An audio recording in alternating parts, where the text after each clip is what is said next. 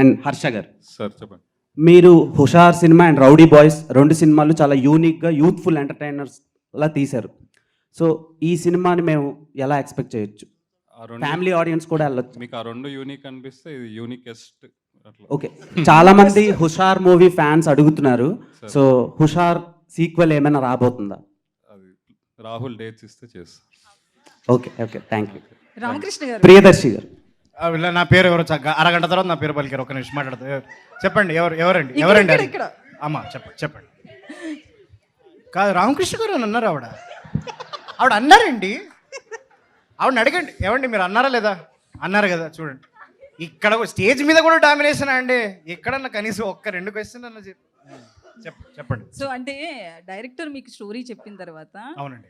ఇందులో లాజిక్ లేదు అనిపించింది, మీరు మళ్ళీ శ్రీ విష్ణుని అడగడం జరిగింది అన్నారు. ఎందుకు అనిపించింది? లాజిక్ లేని స్టోరీని ఎలా యాక్సెప్ట్ చేశారు? ఫస్ట్ ఆయన కథ చెప్పిన తర్వాత మేము హోటల్లో కూర్చొని లంచ్ చేస్తున్నాం అండి. సో కథ చెప్పిన తర్వాత నేను ఫస్ట్ రెస్పాన్స్ ఏంటంటే బిల్లు కడతావా లేదా అని అడిగాను ఫస్ట్ వాళ్ళు. ఇప్పుడు ఈ సమాధానం లాజిక్ లేదు కదండి, లేదు కదా, సినిమా కూడా అలాగే ఉంటుందండి. సో శ్రీ విష్ణు గారు,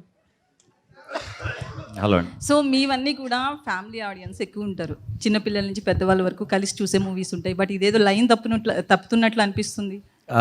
లేదండి, యాక్చువల్లీ ఇది ఫ్యామిలీ కూడా 100% ఎంజాయ్ చేస్తారు. లైన్ తప్పటం అనేది అయితే ఖచ్చితంగా ఉండదు.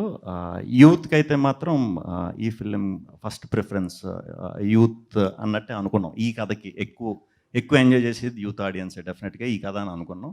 డెఫినెట్గా ఫ్యామిలీస్ కూడా ఎంజాయ్ చేస్తారు. ఫ్యామిలీస్ కూడా ఒకప్పుడు యూతే సరదాగా గుర్తు చేసినట్టు ఉంటుంది.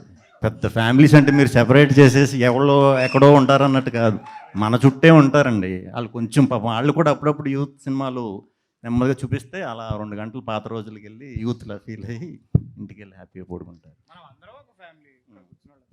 అవును. సో మీరు మీమ్స్కి అయితే సెపరేట్గా చాలా రోజుల తర్వాత ఒక పెద్ద కంటెంట్ దొరుకుతుంది అన్నారు. ఎందుకు? అందులో ఏముంది అసలు? అంటే లైనర్స్ బాగా పడినాయండి, 1 లైనర్స్ క్లోజింగ్లన్నీ కూడా చాలా చాలా అద్భుతంగా పడినాయి అండ్ వెరైటీగా ఉన్నాయి. ఈ బేసిక్గా ఇటువంటి ఇప్పుడు మీమ్స్ అని మీరు ఇప్పుడు మీమ్స్ అని అంటున్నారు. ఒక 5-6 సంవత్సరాల క్రితం వాటిని మీమ్స్ అంటారు, మెమ్స్ అంటారు కూడా తెలియదు, చాలామందికి తెలియదు. సో ఇప్పుడు దానికి ఒక వర్డ్ పెట్టాం కాబట్టి మేము అది చెప్పగలిగాం అనమాట. మీమర్స్కి అయితే మాత్రం పండగే. సో లాస్ట్ మూవీ చూస్తే కనుక సామాజ వర్గంతో సైలెంట్గా వచ్చి చాలా పెద్ద హిట్ కొట్టారు. సో ఈ మూవీ మీద మీరు ఎంత కాన్ఫిడెంట్గా ఉన్నారు? ఎందుకంటే ఇది కామెడీ ఒక సెపరేట్ ట్రాక్లో వస్తుంది.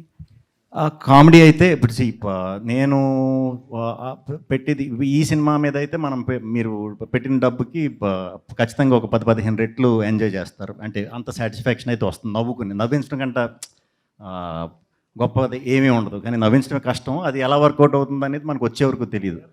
బట్ మేము చూసుకుంటున్నాం, డబ్బింగ్ చెప్తున్నాం, అంత ఆల్మోస్ట్ అయిపోయింది ఫిలిం అంతా కూడా. Very happy. అంటే ఫస్ట్ నుంచి లాస్ట్ వరకు నవ్వే వస్తుంది, ఎన్నిసార్లు చూసినా నవ్వు వస్తుంది. సో డెఫినెట్గా ఆడియన్స్ నవ్వడానికి ఇష్టపడతారు కాబట్టి చాలా ఎగబడి చూస్తారండి సినిమా.